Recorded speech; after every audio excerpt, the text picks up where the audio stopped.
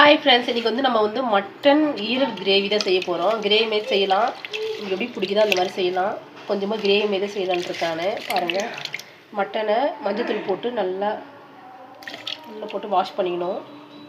நல்லா மஞ்சள் தண்ணியில் நல்லா வாஷ் பண்ணிக்கணும். பாருங்கள், நல்லா மஞ்சள் தண்ணியில் நல்லா வாஷ் பண்ணிக்கலாம். கொஞ்சமாக எண்ணெய் ஊற்றிருக்கேன், ஏன்னா வந்து குழந்தைக்கு ஊதுனால கொஞ்சமாக எண்ணெய் ஊற்றிருக்கேன். கொஞ்சமாக எண்ணெய், கடுகு, சீரகம், கொஞ்சமாக சோம்பு போட்டிருக்கேன். ஆனியன், கருவேப்பிலை போட்டு நல்லா பாருங்கள், நல்லா வதங்க விடணும். இது கூட பாருங்கள், ஒரே ஒரு பிரிஞ்சி இலையும் ஒரே ஒரு கிராம்பு ஒன்று சேர்க்குறேன். கொஞ்சம் வாசனைக்காக கொஞ்சமாக சேர்க்குறேன். கொஞ்சமாக இஞ்சி பூண்டு பேஸ்ட் சேர்க்குறேன். தக்காளி சேர்க்குறேன். கொஞ்சம் உப்பு சேர்க்குறேன். தக்காளி அவ்வளோ சீக்கிரமாக வதங்கும். மட்டன் ஈரல் சேர்த்துருந்தேன். இப்போது ஈரல் சேர்த்து கொஞ்சமாக மிளகாய் பொடி, கொஞ்சமாக மஞ்சள் தூள், கொஞ்சமாக பெப்பர் போட்டு நல்லா இந்த மாதிரி பாருங்கள், நல்லா வதக்கி விடணும். பாருங்கள், நல்லா வதக்கி விடணும். தண்ணி கொஞ்சோண்டு ஊற்றி கொஞ்சம் வேக வச்சுக்கலாம். அதை இந்த ஈரல் சீக்கிரமாக வெந்துடும், அதனால் கொஞ்சமாக தண்ணி ஊற்றிருக்கேன்.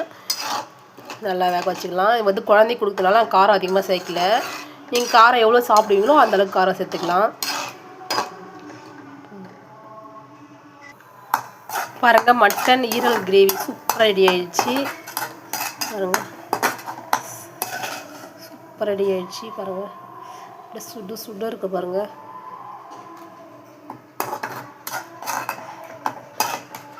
இந்த மாதிரி செஞ்சு சாப்பிட்டா சூப்பராக இருக்கும். பாருங்கள், அப்படியே வாசமே கம வருது.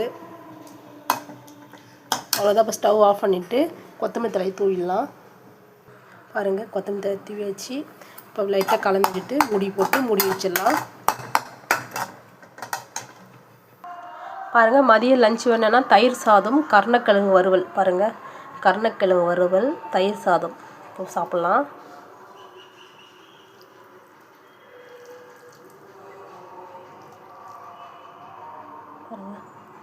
கருணக்கிழங்கு வறுவல், தயிர் சாதம், மட்டன் ஈரல் கிரேவி. இன்றைக்கி இதான் நம்ம வீட்டில் ஸ்பெஷல். மதியம் வந்து தயிர் சாதம், மட்டன் ஈரல் கிரேவியும் தயிர் சாதம் தான் இன்றைக்கி நம்ம வீட்டு ஸ்பெஷல். அது